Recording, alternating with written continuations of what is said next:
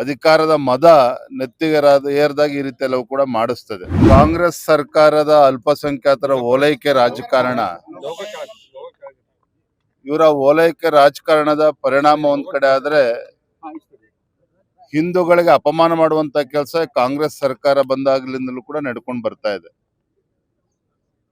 ಅಧಿಕಾರದ ಮದ ಏರ್ದಾಗ ಈ ರೀತಿ ಎಲ್ಲವೂ ಕೂಡ ಮಾಡಿಸ್ತದೆ. ಹಾಗಾಗಿ ಇವತ್ತು ನಾವು ಗುಲ್ಬರ್ಗದಲ್ಲಿ ಏನು ಆಳಂದದಲ್ಲಿ ಆಗಿರ್ತಕ್ಕಂಥ ಆ ಘಟನೆ, ಆ ಕೇಸ್ಗಳನ್ನ ಹಿಂಪಡೆದಿರುವಂತದ್ದು, ಇವೆಲ್ಲವನ್ನು ಕೂಡ ನಾವು ಪ್ರತಿಭಟನೆ ಮಾಡಬೇಕು, ಈ ಸರ್ಕಾರಕ್ಕೆ ಬಿಸಿ ಮುಟ್ಟಿಸುವಂತ ಕೆಲಸ ಮಾಡಬೇಕು. ಆ ನಿಟ್ಟಿನಲ್ಲಿ ಹೋರಾಟವನ್ನು ಹಮ್ಮಿಕೊಂಡಿದ್ದೇವೆ. ಡಿ.ಕೆ. ಶಿವಕುಮಾರ್ ಸಿಎಂ ಆಗಿದ್ದ ಗ್ಯಾರಂಟಿ ಯೋಜನೆ ನಡೀತದಂತೆ ಸರ್. ಇವರ ಡಿ.ಕೆ. ಶಿವಕುಮಾರ್ ಅವರ ನೇತೃತ್ವದ ಸರ್ಕಾರ ಹೇಗೆ ನಡೀತದೆ ನಾನು ಹೇಳುವಂತ ಅವಶ್ಯಕತೆ ಇಲ್ಲ. ತಮಗೆ ಗೊತ್ತಿರೋ ಹಾಗೆ ಕಳೆದ 3 ವರ್ಷದಲ್ಲಿ ಈ ಕಾಂಗ್ರೆಸ್ ಸರ್ಕಾರ ರಾಜ್ಯದ ಅಧಿಕಾರಕ್ಕೆ ಬಂದಾಗಿನಿಂದ ಯಾವುದೇ ಒಂದು ಅಭಿವೃದ್ಧಿ ಕೆಲಸ ಕಾರ್ಯಗಳು ಮಾಡೋದಕ್ಕೆ ಸಾಧ್ಯ ಆಗಿಲ್ಲ. ಮತ್ತೊಂದು ಕಡೆ ಭ್ರಷ್ಟಾಚಾರ, ಅಲ್ಪಸಂಖ್ಯಾತರ ಓಲೈಕೆ ರಾಜಕಾರಣ ಬಿಟ್ಟರೆ ಏನೂ ಕೂಡ ಕಳೆದ 3 ವರ್ಷದಲ್ಲಿ ಆಗಿಲ್ಲ. ಇವರ ಗ್ಯಾರಂಟಿಗಳಿಂದ ಇವರ ಕೈಯನ್ನು ಕಟ್ಟಾಕೊಂಡಿದ್ದಾರೆ.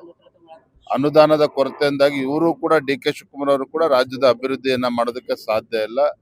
ಹಾಗಾಗಿ ಆಗ್ಲೇ ಅವ್ರು ಇನ್ನೂ ಚಾರ್ಜ್ ತಗೊಳ್ಳಿ, ಮುಖ್ಯಮಂತ್ರಿ ಪ್ರಮಾಣ ವಚನ ತೆಗೆದುಕೊಳ್ಳಿ, ನಾವೇನು ಭಾರತೀಯ ಜನತಾ ಪಾರ್ಟಿಯನ್ನು ಹೇಗೆ ಎದುರಿಸ್ಬೇಕು, ಏನ್ ಮಾಡ್ಬೇಕು ಎಲ್ಲವನ್ನು ಕೂಡ ಮಾಡ್ತೀವಿ. ಸಾಕಷ್ಟು ಸಮಯ ಇದೆ ಎಲ್ಲವನ್ನು ಕೂಡ ಚರ್ಚೆ ಮಾಡೋದಕ್ಕೆ. ಫಸ್ಟ್ ಡಿ.ಕೆ. ಶಿವಕುಮಾರ್ ಅವರು ಅಧಿಕಾರ ವಹಿಸ್ಕೊಳ್ಳಿ, ತದನಂತರ ನಾವು ಏನ್ ಮಾತಾಡ್ಬೇಕು. ನಮ್ಮ ಕೇಂದ್ರದ ವರಿಷ್ಠರು ಸದ್ಯದ ರಾಜಕೀಯ ಪರಿಸ್ಥಿತಿಗಳನ್ನ ನೋಡಿಕೊಂಡು ಯಾರನ್ನ ರಾಜ್ಯಸಭೆ ತೆಗೆದುಕೊಂಡು ಹೋದ್ರೆ ಏನಾಗ್ತದೆ ಇವೆಲ್ಲವನ್ನು ಕೂಡ ಆಧರಿಸಿ ನಮ್ಮ ರಾಷ್ಟ್ರೀಯ ನಾಯಕರು ತೀರ್ಮಾನ ಮಾಡ್ತಾರೆ. ಅದ್ರ ಬಗ್ಗೆ ನಾನಿಲ್ಲಿ ಬಹಿರಂಗ ಅಭಿಪ್ರಾಯ ಪಡಿಸೋದಕ್ಕಾಗೋದಿಲ್ಲ.